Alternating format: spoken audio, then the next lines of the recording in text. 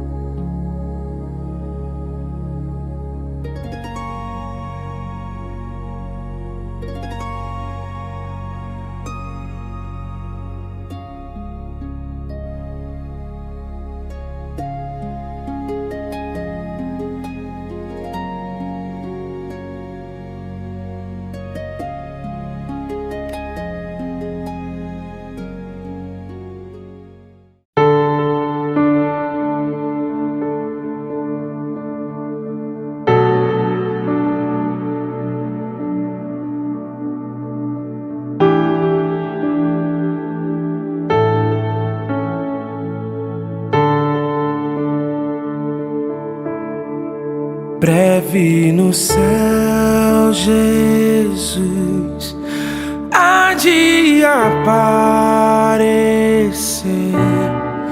em gloriosa luz. Todos o hão de ver naquele dia. Então eu hei de receber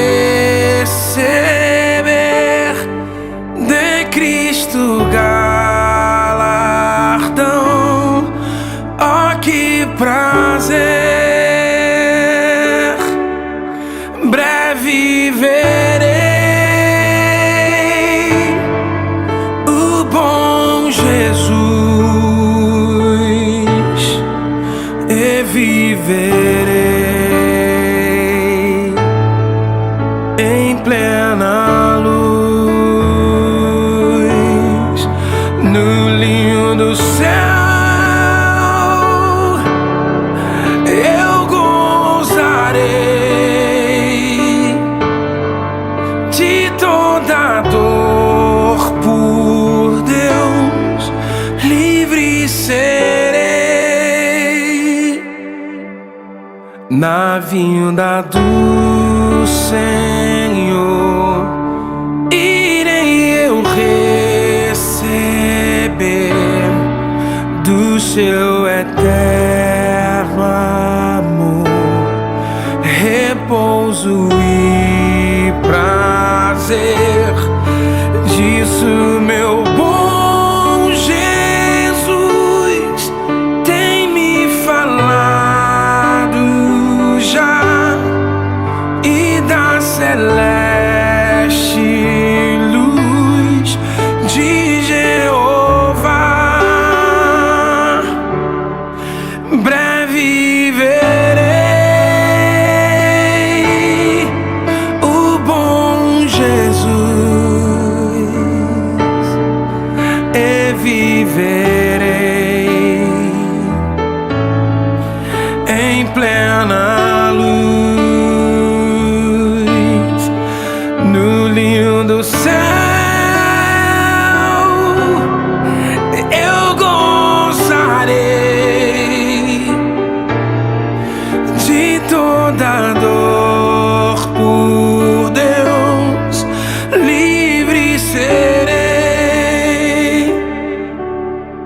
na vinda do Senhor.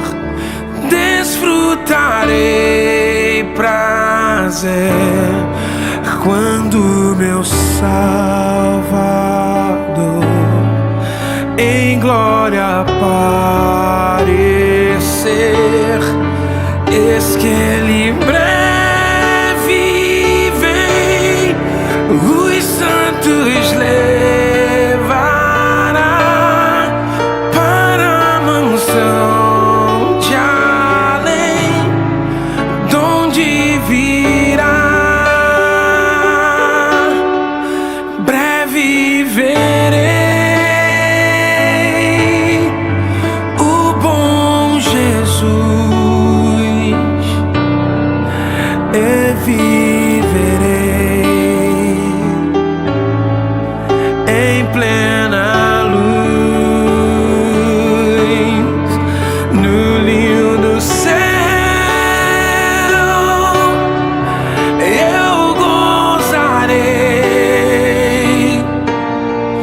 de toda dor por Deus livre serei.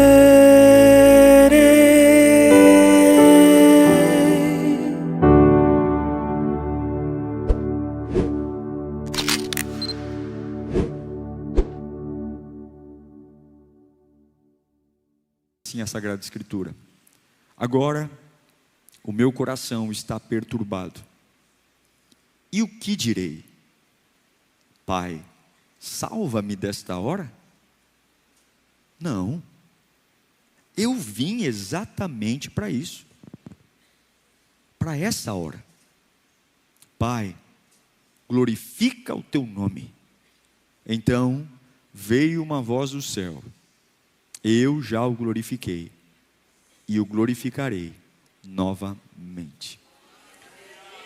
Curve a sua cabeça, verbalize o seu interesse em ouvir a palavra, diga para Deus o quanto você tem a expectativa de receber dele comida, alimento, força. Diga para Deus que você está disponível para ser tratado, renovado. Diga para Deus que o seu coração está disposto a ser recuperado nele e na presença dele. Nós oramos agora, Espírito Santo. O Senhor tem total liberdade de agir nesse tabernáculo. Não só os que estão aqui, mas os que estão espalhados por todo esse planeta, que tiverem acesso a esta palavra, a esse momento. Nós te pedimos, venha com o teu poder e aviva a tua obra. Aviva a tua igreja. E se houver algum impedimento, Senhor, algum obstáculo no mundo espiritual para que esta palavra alcance o seu objetivo, nós já damos uma voz de comando: Satanás saia, Satanás perca as suas forças agora, porque nada vai roubar o poder da semente. Em nome de Jesus, diga graças a Deus. A gente tem que tomar muito cuidado quando lê esse texto, porque ele não é uma teoria, ele não é uma parábola e nem um poema. Isso aqui é vida real. É Deus vivendo os momentos que antecederam a sua crucificação.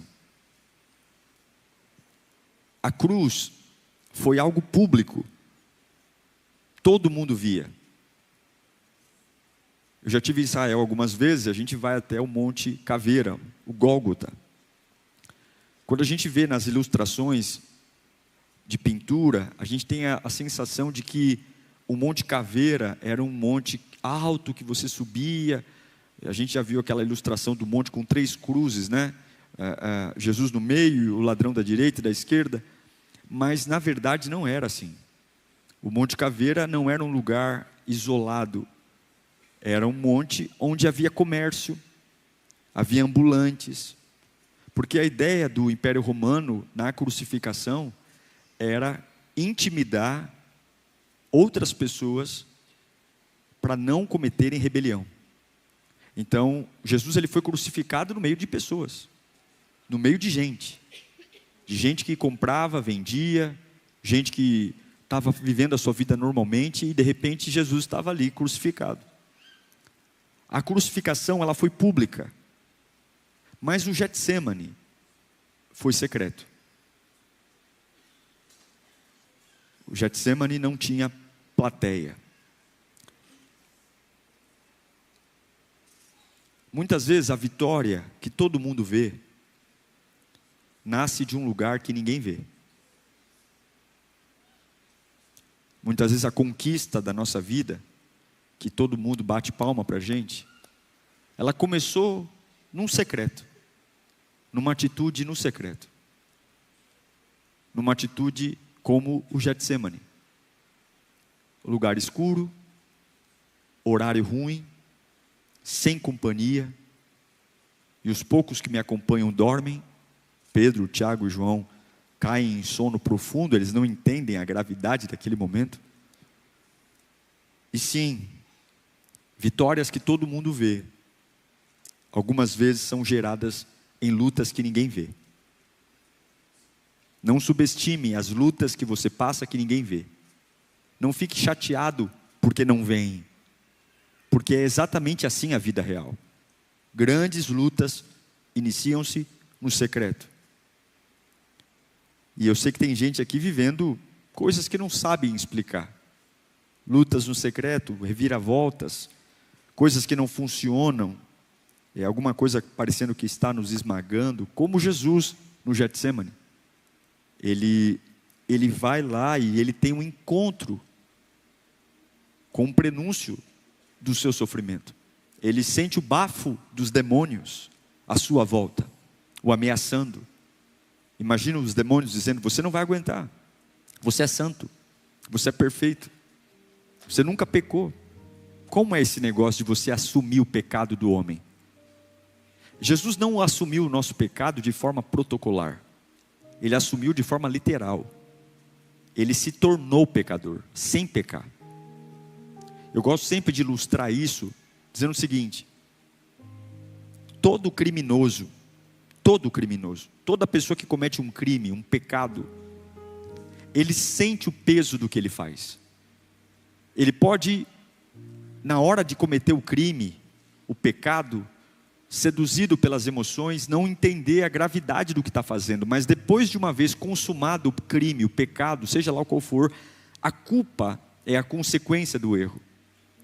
Então sim, um pedófilo, um assassino, um estuprador, todas essas pessoas que cometem crimes hediondos, depois de cometê-los, eles sentem o lixo do pecado, porque o pecado nos torna alguém realmente sem valor, um lixo humano, é o sentimento. Veja, Jesus ele não cometeu nenhum erro, mas a única forma de salvar a humanidade era ele tornar-se pecador. O que significa isso, pastor? Que a consequência de todos os estupros do mundo estariam sobre ele ali, mesmo sem ele ter feito nada de errado. Todos os pedófilos da história, todos os crimes estariam sobre ele, todos os roubos. Você entende o tamanho daquele momento? Isso não era algo poético, era algo real. Ele só absolveria o homem pagando a dívida do homem. E para pagar a dívida do homem, ele tinha que se colocar no lugar do homem. Ele tinha que ocupar o lugar do pecador. E aí você pode imaginar toda a esfera de lixo de pecado. Toda a esfera, todas as coisas mais horripilantes que nós somos capazes de cometer. Sim, tudo isso de uma vez só recaiu sobre ele. Não recaiu de forma mental, recaiu de forma física, emocional. E é por isso que em Mateus 26, 37, lá no jardim, o texto diz que ele começou a entristecer-se e ficar angustiado. Ele não foi para o Getsemane para relaxar. Jardins para nós é momento de relaxamento. As donas Marias regam suas flores, seus girassóis, suas orquídeas. Mas o jardim do Getsemane não tem nada de jardim aqui. É um lugar onde Jesus vai ser comprimido por dentro. E o texto deixa claro que ele está angustiado. Você sabe o que significa a palavra Getsemane? Significa prensa de azeite. Getsemane fica no Monte das Oliveiras, lá em Jerusalém. E ele é tomado de oliveiras. E no meio das oliveiras existiam prensas, onde se colhia as azeitonas E homens pegavam aquelas azeitonas e espremiam para extrair dela o óleo, o azeite refinado. Sim, Getsemane era o jardim da prensa de óleo. Não por coincidência, Jesus estava lá. Não era um jardim decorativo, como eu e você conhecemos, que tem um quintal em casa. Não, não. Era um jardim de esmagamento. Era um jardim de pressionar. Mas aquele jardim tinha uma lógica. Tudo que pressiona, libera algo. Tudo que se pressiona, pressiona-se para liberar algo.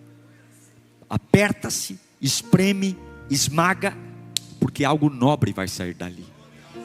É uma compreensão tão profunda, tão maravilhosa. Deus não te trouxe para te destruir. Deus te trouxe para extrair algo de você. Algo, e essa é a mentalidade que nós temos que ter a partir de agora. O problema é que nós temos uma facilidade de tudo chamar de crise. Aquilo que é um processo. Tudo para nós é catastrófico. Tudo para nós é caótico. Fazemos um escândalo enorme, mas não tem como extrair o azeite da azeitona sem espremer a azeitona. Sim, Jesus estava sendo espremido. A salvação não veio da glória. A salvação não veio de um estalar de dedos. A salvação não veio de um partir de pão e nem de um multiplicar de azeite. A salvação veio de um esmagamento. Cristo não comprou a nossa salvação bonito, cheiroso, glorioso. Cristo comprou a nossa salvação feio, machucado, humilhado, pisado.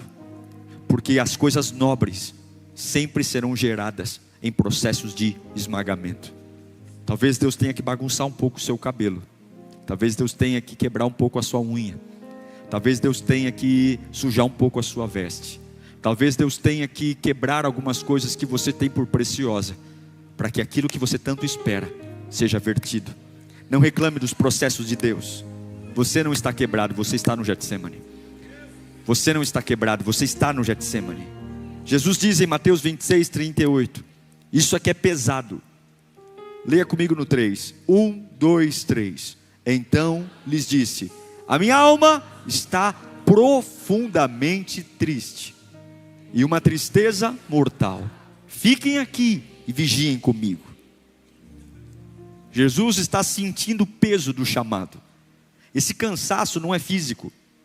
Esse cansaço é o preço de quem vive algo relevante. Pergunte para mim, qual é, pastor? Pressão.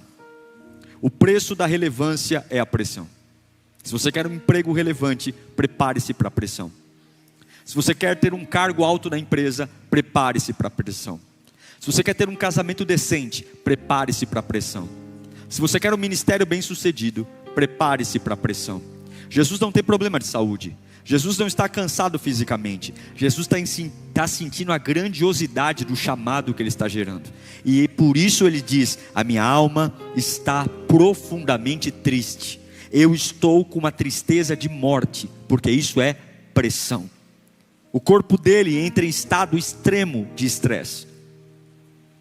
Eu não sei se você já passou por isso, mas Jesus está passando por algo que eu e você nunca vamos passar. Nós não temos estrutura, mas Jesus está tendo um colapso intenso.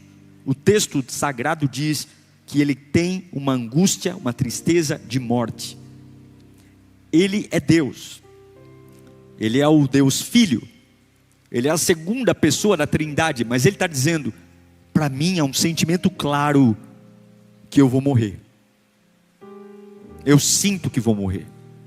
Eu sinto que vou morrer. Eu sinto. É uma angústia profunda. É um colapso interno.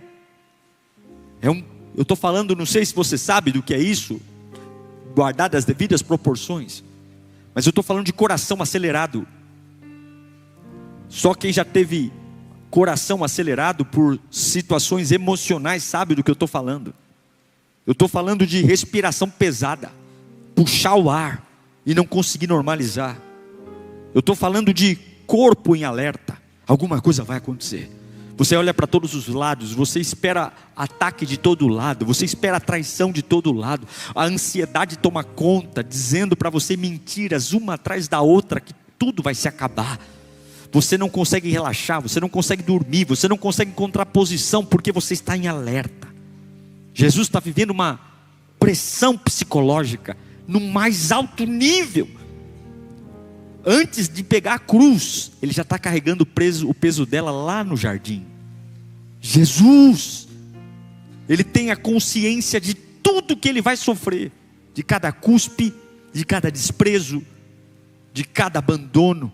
Ele tem a consciência de tudo. E agora, lá em Lucas 22:44, o corpo dele começa a exalar isso. Jesus entra em hemaditrose. Jesus começa a suar gotas de sangue. Estando angustiado, ele orou ainda mais intensamente. E o seu suor era como gotas de sangue que caíam no chão. São vasos capilares que começam a se romper. Ele ainda não tem a coroa de espinho, mas o sangue já está vertendo da sua cabeça. O sangue se mistura com o suor. E lá no jardim, o corpo de Jesus literalmente está sangrando. Ninguém bateu nele, mas a pressão está arrancando o sangue dele. A pressão não é fraqueza. Jesus não é fraco. Isso aqui é responsabilidade espiritual. Isso aqui é chamado. Isso aqui é entender que eu estou vivendo por algo maior. Isso aqui não me chame Jesus de fraco, porque ele não é fraco. Ele está como eu e você, humano, 100% homem. E ele está enfrentando o peso de algo relevante, de algo que vale a pena. E quem enfrenta algo que vale a pena, enfrenta a pressão. E eu quero dizer, você não está quebrado, você está no Getsemane. Você não está quebrado, o diabo está dizendo, você está quebrado. Você não está quebrado, você está no Getsemane. Levanta a mão bem alto e diga, eu não estou quebrado, coisa nenhuma. Eu estou no Getsemane. E no Getsemane a gente sangra. E no Getsemane a gente chora. E no Getsemane a gente acha que vai morrer. Mas eu não estou quebrado, eu estou no Getsemane. Getsemane é processo, Getsemane não é fim.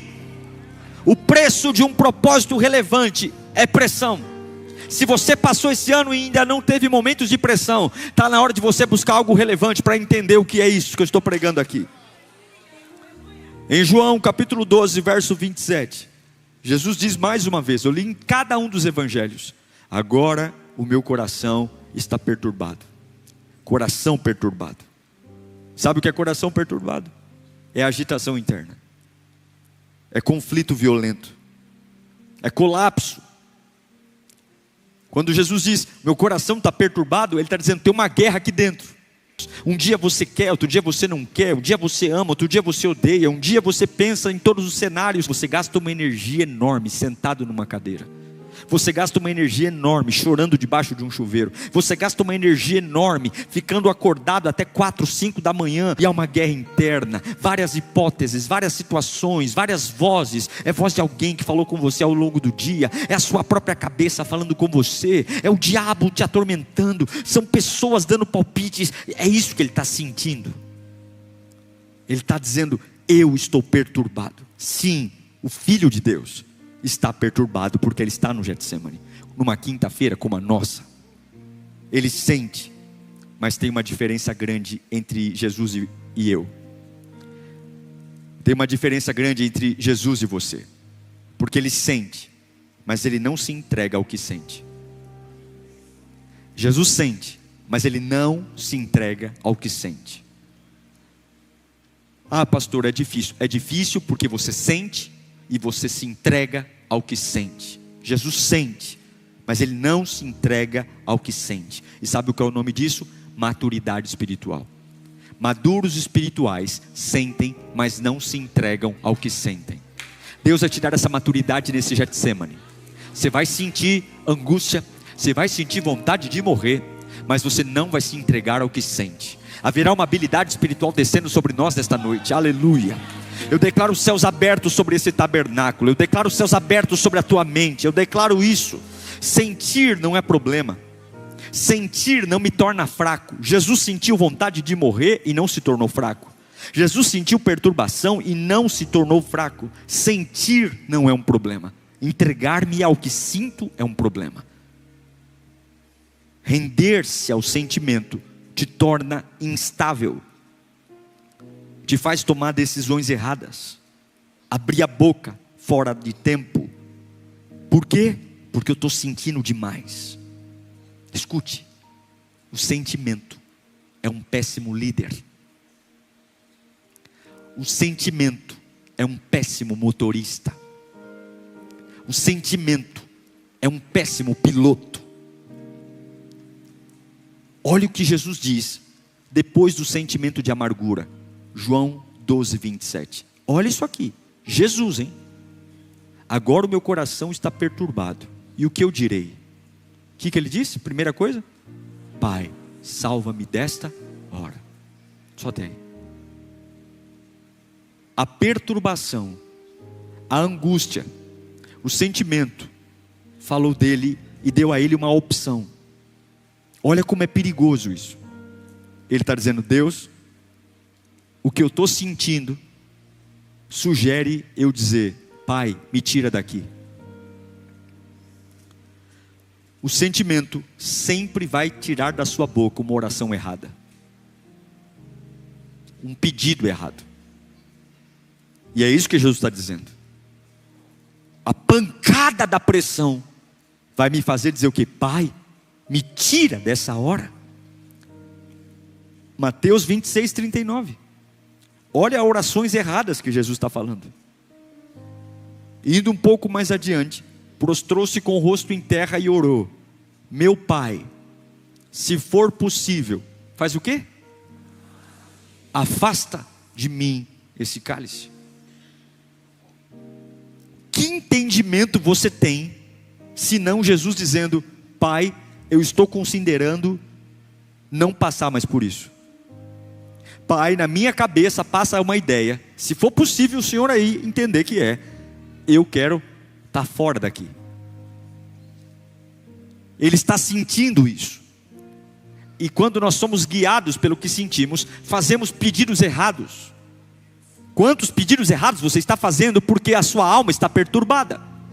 Quantos pedidos errados você está fazendo porque seu coração sente uma tristeza angustiante?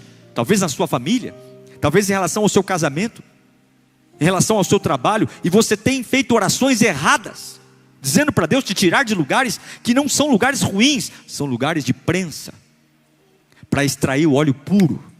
E se não for nesse lugar, você nunca vai fluir em coisas que precisa fluir. Não reclame dos processos. Então não vem com essa que você é um super-homem. É por isso que eu não acredito em super-crente, sabia? É por isso que eu não acredito naqueles santarrões que sobem no monte e parece que você tem que passar óleo ungido para conversar com ele. Porque se Jesus Cristo sentiu vontade de desistir, quem sou eu na fila do pão? Se o Filho de Deus passou pela cabeça dele por um momento só, sair daquele ambiente, dizer: Pai, me tira daqui, me leva para a glória, vamos encerrar o assunto, porque eu não quero mais, porque eu estou sentindo angústia. Quem é você para bancar de durão o dia inteiro? Quem é você para matar no peito e dizer: eu aguento todo, eu sou forte? Queridão, se Jesus quase pediu para o Pai arrancar ele do jardim, aceite que você não é super-homem. Aceite que você sente coisas ruins, sim. Aceite que tem hora que a vontade que dá é pegar as trouxas e sair correndo por esse mundo, como toda mãe fala para um filho, né? Se vocês não se comportar, vou pegar minhas coisas e vocês, quando chegar aqui, não vai ter mais ninguém. Já vi mamãe ameaçando isso? Quem é a mãe que já? Minha mãe já ameaçava quando era criança. Olha, você vai ter um dia que vocês vão chegar em casa e não vão me achar mais.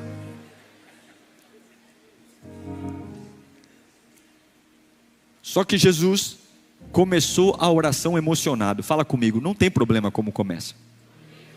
O problema é como termina. Ele começa a oração emocionado, desequilibrado. Mas ele não termina a oração emocionado, desequilibrado.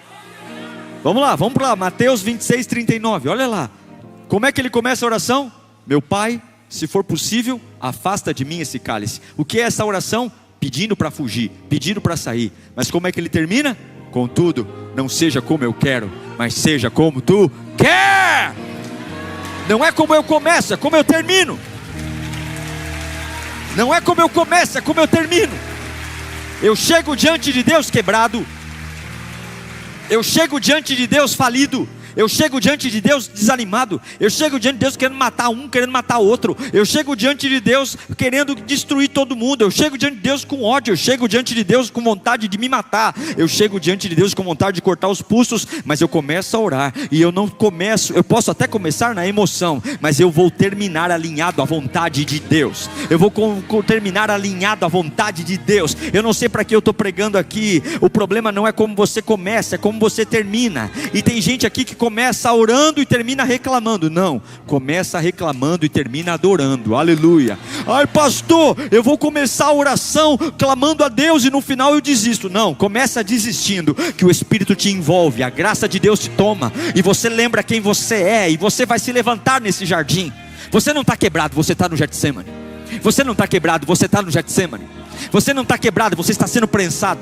Você não está quebrado, Deus vai tirar um óleo dessa situação. Você não está quebrado, o diabo está mentindo. Você não está quebrado, o diabo está mentindo. Você não está quebrado, o diabo está mentindo. Deus está pressionando você, Deus está arrancando algo de você, e Ele está dizendo, sinta tudo, mas não se entregue ao sentimento. Você não é o que está sentindo, você é o que eu tenho planejado para você. Você não é o que está sentindo, você não é, você é o que eu tenho planejado para você. Jesus começa a oração sentindo. Se for possível, tira o cálice. Se for possível, me arranca daqui. Mas ele termina a oração obedecendo. Pai, seja lá o que eu estiver sentindo, faz a tua vontade, faz a tua vontade, faz a tua vontade. Eu querendo morrer mesmo, faz a tua vontade. Eu querendo ir embora, faz a tua vontade. Você consegue ser submisso à vontade de Deus apesar do que está sentindo? Você consegue ser submisso à vontade de Deus apesar dos seus desejos? Você consegue ser submisso à vontade de Deus apesar da sua raiva? Apesar da sua vontade, da sua revolta? Você consegue, ou você termina a oração revoltado? Ou você termina o culto revoltado? Ou você para e vai para a sua casa depois desse culto com uma tromba de elefante dizendo, não é justo, não é justo? Deus está dizendo, está na hora de encerrar essa oração com obediência. Está na hora de encerrar essa oração com obediência. E aqui tem uma virada. No meio da dor, Jesus ativa a sua identidade. Ele ativa. João 12, 27. Olha que texto poderoso. Agora o meu coração está perturbado. Que direi? Pai, salva-me desta hora. Pai, tira-me daqui. Mas agora, enquanto a alma dele quer destruí-lo, os sentimentos querem destruí-lo, ele lembra. Não! Que bobagem eu estava falando. Como sair daqui? Eu vim exatamente para isso. Eu vim para essa hora. A minha emoção está dizendo, meu sentimento está dizendo, tira daqui, tira daqui. Mas o plano de Deus está dizendo, tira daqui coisa nenhuma. Eu vim para estar, eu estou no lugar certo. Eu vim para isso. E é essa a verdade que eu quero que você entenda. Jesus está dizendo, meu sentimento quer que eu vá embora, mas a minha identidade diz, eu sei porque eu estou aqui. Quem esquece o propósito não suporta a pressão. Mas quem lembra da identidade, lembra que Deus não erra, lembra que Deus tem plano. Jesus está dizendo, eu vim para cá. É horrível esse lugar, mas faz parte do capítulo, faz parte da história. É horrível essa sala de hospital, é horrível essa UTI, é horrível esse medicamento, é horrível esse desprezo, é horrível essa porta fechada, é horrível essa calúnia, essa difamação, é horrível essa mentira, é horrível esse aperto. Mas eu não estou aqui do nada, eu não apareci do nada. Deus me empurrou para essa situação. Deus permitiu que cavalgassem sobre a minha cabeça para me levar a um lugar espaçoso. Eu vim para essa hora. Eu quero dizer que você não está vivendo uma página da sua vida perdida. Eu quero declarar que você não está vivendo um tempo onde é um hiato, onde nada vai acontecer. Você veio exatamente para 2026. Você veio exatamente para o dia 2 de abril de 2026. Esse dia está marcado na eternidade. E você não está quebrado, você está no Getsemane. Você não está quebrado, você está no Getsemane. Deus não perdeu o controle. Eu vim para essa hora. Olhe para tudo que você está enfrentando. Levanta a mão e grita comigo, eu vim para essa hora. Eu vim para essa hora. Você veio para esse tempo. Você veio para esse tempo. Rejeite da sua cabeça que você é um perdido. Rejeite da sua cabeça que você está vivendo um tempo sombrio, um tempo improdutivo. Eu estou vivendo um tempo perdido. É uma era perdida. Não tem era perdida. No Getsemane alguma coisa vai fluir desse período. Você não está quebrado. você está sendo exigido.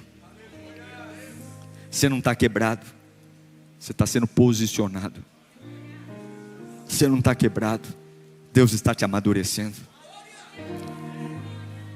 E aí tem algo poderoso, porque Jesus diz: eu vim para essa hora. E aí ele olha para o lado, Mateus 26:40.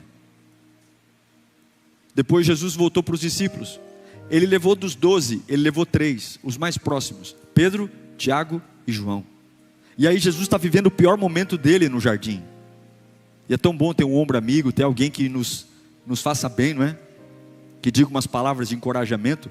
Mas Jesus não conseguiu isso com ninguém, coitado. Depois ele voltou aos seus discípulos e os encontrou o quê? Dormindo.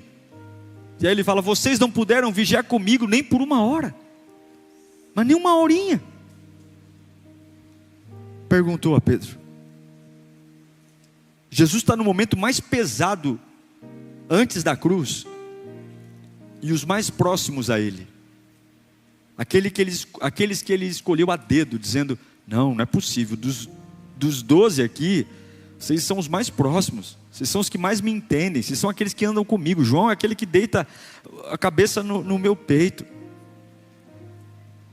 Os mais próximos estão dormindo, porque o Getsemane, ele revela quem está com você, e quem só está com você quando a vida é leve. Tem gente que não consegue ficar acordado ao seu lado quando a sua vida pesa demais. E eu vou falar uma coisa muito honesta para você: não fique bravo com eles. Não fique bravo com as pessoas que não conseguem acompanhar o ritmo do seu processo. Não fique dizendo: cadê aquelas pessoas? Não fique bravo. Jesus, ele não cancelou o propósito porque o apoio humano falhou. Jesus não ficou magoado porque Pedro, Tiago e João dormiram. Enquanto ele orava, suava gotas de sangue, ele não teve companhia de gente orando com ele, muito pelo contrário, ele estava vendo eles dormindo. Mas ele não os julga, ele simplesmente os acorda, os exorta e volta a fazer o que ele tinha que fazer. Ele volta a orar de novo e permanecer de novo. E sabe o que ele fala depois de acordá-los? Ele diz: Pai, o que eu vou dizer? Livra-me dessa hora? Não, eu vim para essa hora. E lá no João 12:28, ele fala algo incrível. Pai, aqui no Getsemane, com meu rosto cheio de sangue com suor, glorifica o teu nome. Glorifica o teu nome. Esse é o nível mais alto de espiritualidade. A alma está em frangalhos, as emoções estão destruídas, o apoio humano falhou, mas a boca não quer alívio, a boca quer glória. Jesus diz: eu não quero mais que o Senhor me tire daqui, eu quero que o Senhor glorifique o teu nome através de mim. Eu não quero que o Senhor alivie minha carga, eu quero que o Senhor mande glória. Eu não quero que o Senhor torne meu caminho mais fácil, eu quero que o Senhor me encha de glória. Você tem uma escolha: pedir para Deus aliviar ou pedir para Deus mandar glória. Qual é a sua escolha hoje? Deus, facilita a minha vida, Deus, encurta o processo, ou dizer: Deus, faz o que tem que ser feito, só glorifica o teu nome através da minha vida, só glorifica o teu nome através da minha casa, só glorifica o teu nome através dessa doença. Deus, se eu tiver que passar por cada processo, se eu tiver que acordar cedo todo dia, se eu tiver que pegar metrô, pegar ônibus, Deus, se eu tiver que bater em mais portas do que eu imaginei, Deus, se eu tiver que ter mais decepção do que eu imaginei, Deus, se eu tiver que andar mais do que eu imaginei, Deus, se durar mais tempo do que eu imaginei, eu só te peço uma coisa: não alivia não, só glorifica o teu nome através dessa situação. Glorifica o teu nome, glorifica o teu nome, que o ímpio veja, glorifica o teu nome, que o ateu veja, que aquele que diz que o Senhor não existe veja, que ele olhe para a minha vida e veja: glorifica o teu nome, porque eu não estou quebrado, eu estou no Getsemane. Glorifica o teu nome, glorifica o teu nome. Eu quero fazer 2 perguntas simples para você. Você trocaria o alívio pela glória? Você trocaria o alívio pela glória? Responda para si mesmo. Você trocaria o conforto por um propósito enorme? Perder o conforto para viver uma vida extraordinária?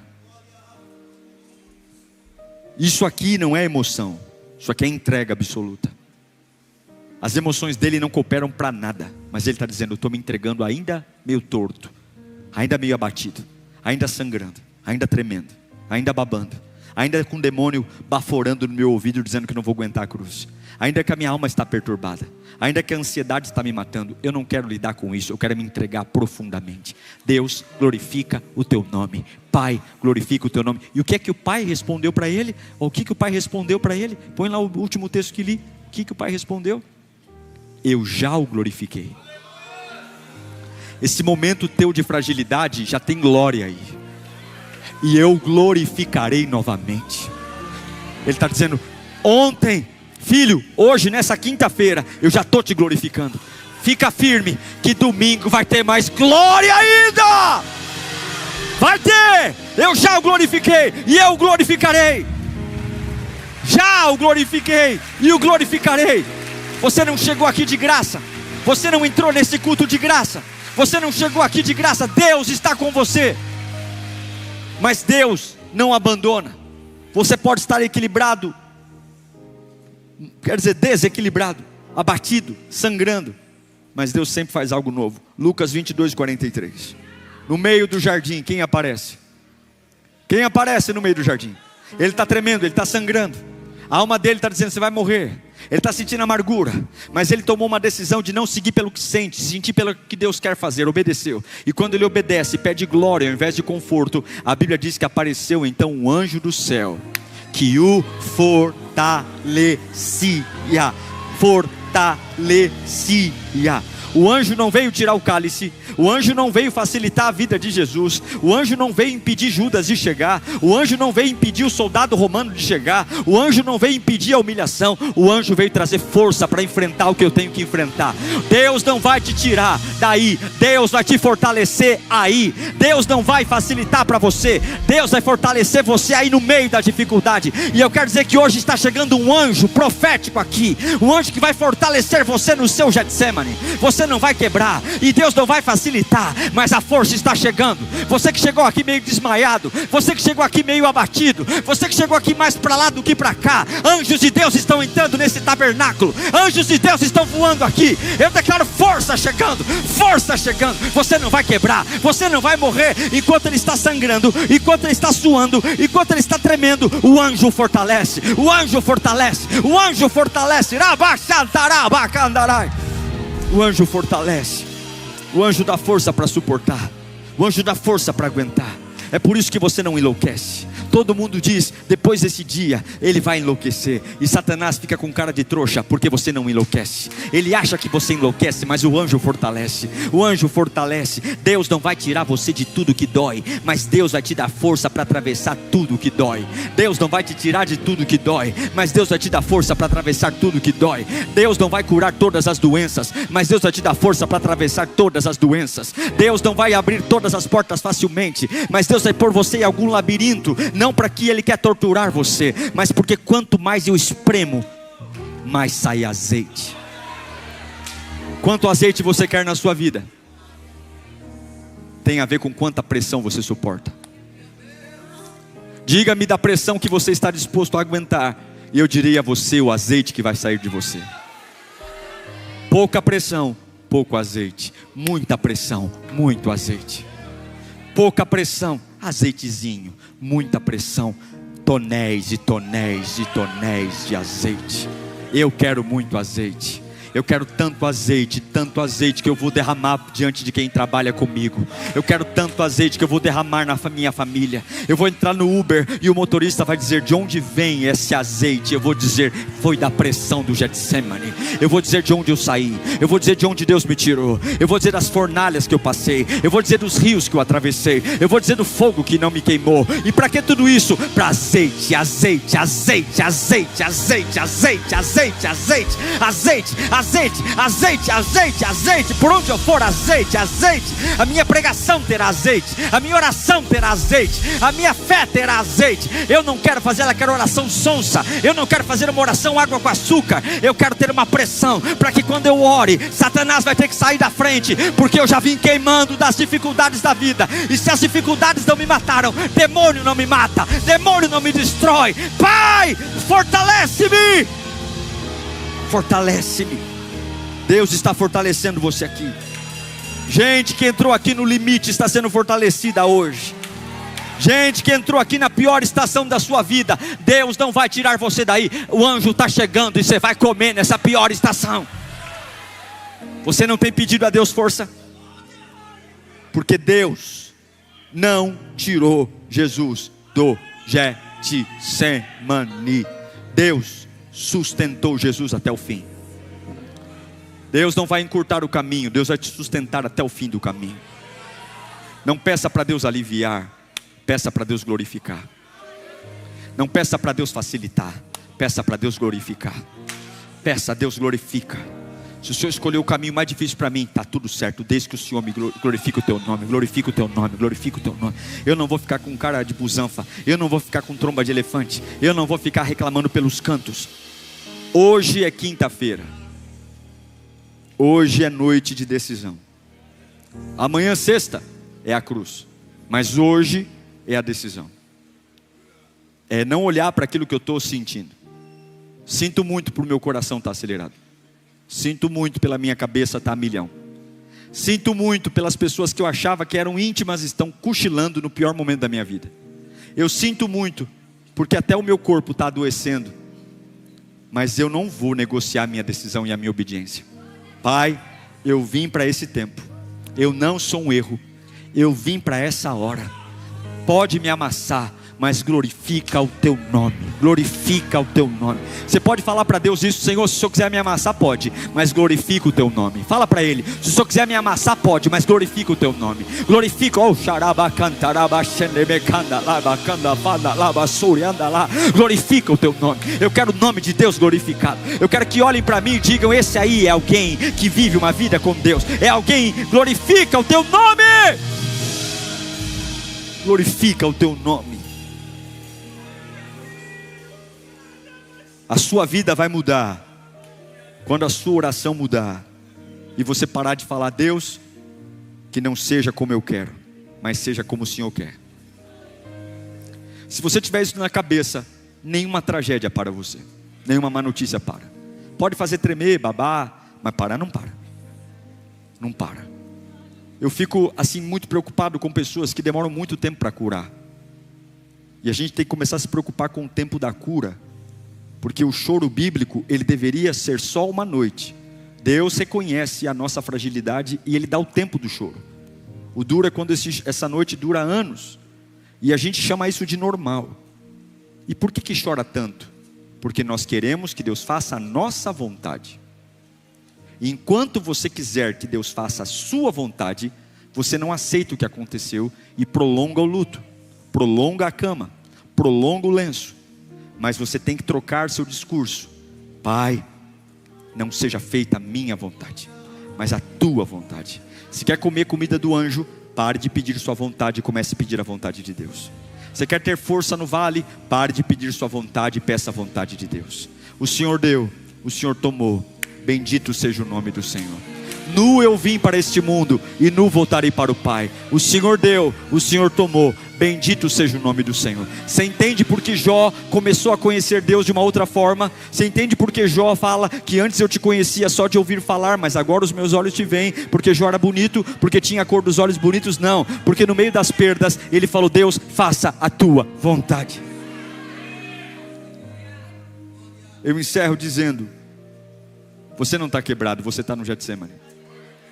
Você não está cansado. Não, isso aí é a pressão. É a pressão do que Deus reservou para você. Se você quer um lugar relevante, aceita a pressão. Agora, se você não quiser ser ninguém, nada, fuja da pressão. Eu quero dizer para alguns que estão dizendo: pastor, eu estou revoltado com o que está acontecendo comigo. Escuta, Deus manda eu te dizer: você está no lugar certo. Você está vivendo a fase certa. Pegou você de surpresa, mas sempre esteve nos meus planos essa fase. Você não está vivendo uma fase perdida. Esses anos não são perdidos. Todos eles estão no meu calendário, diz o Senhor. E eu sei como vai acabar. Eu sei que não tem sido fácil, mas eu preciso que você confie em mim. Eu preciso que você confie em mim. Mais do que dói, confia em mim. E eu lhe afirmo: estarei com você hoje, e glorificarei meu nome em você hoje, mas outra vez também glorificarei. Hoje eu digo a você: é gota de sangue e suor, mas isso vai se reverter em corpo glorificado. Se você vencer no secreto do Getsemane, você não perderá a cruz em público. Enfrenta o teu jardim. Você não está quebrado, você está no Getsemane. Pressão. Algumas vezes a gente olha para alguém orando e fala assim: nossa, eu queria tanto orar com a intensidade dessa pessoa. Mas algumas vezes a gente percebe que essa intensidade não nasceu em sala de aula. Essa intensidade não nasceu de um treinamento. Essa intensidade nasceu das perseguições da vida. Algumas vezes a gente vê uma pessoa pregando com força, com vigor, com intensidade, fala: nossa, qual é o seminário de teologia que essa pessoa fez? Qual é o curso? E não é sobre apostila. A gente aprendeu a pregar com fogo, porque a gente vem ardendo das batalhas da vida. Não é sobre técnica, é sobre entender que tem coisa que só vem da prensa. E eu não estou quebrado, eu estou no Getsemane só. Você vai voltar a dormir, você vai passar uma sexta-feira maravilhosa, porque você não está quebrado, você só está no Getsemane. Levanta a mão bem alto e fala: eu não estou quebrado coisa nenhuma, eu estou no Getsemane. Deus está me pressionando para fluir algo novo. Lá com a mão levantada, glorifica o nome de Jesus.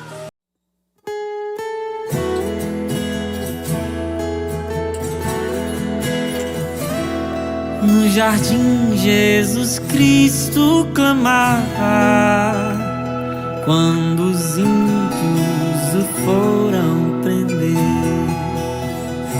e falando com o Pai suplicava pelo cálice que ia beber. Com Jesus a minha alma deseja estar no jardim em constante oração. Quando a noite chegar e o mal me cercar, quero estar em constante oração. Qual orvalho que dá vida às flores, assim é para o crente a oração. Meus cuidados, tristezas e dores, Cristo as sabe por minha oração. Jesus teve completa vitória, porque sempre viveu em oração. Muitos santos chegaram à glória sob o manto da doce oração. Renovados em força seremos, nós teremos a nova unção. E com Deus no jardim falaremos, se vivermos sempre em oração. Com Jesus a minha alma deseja estar no jardim em constante oração. Quando a noite chegar e o mal me cercar, quero estar em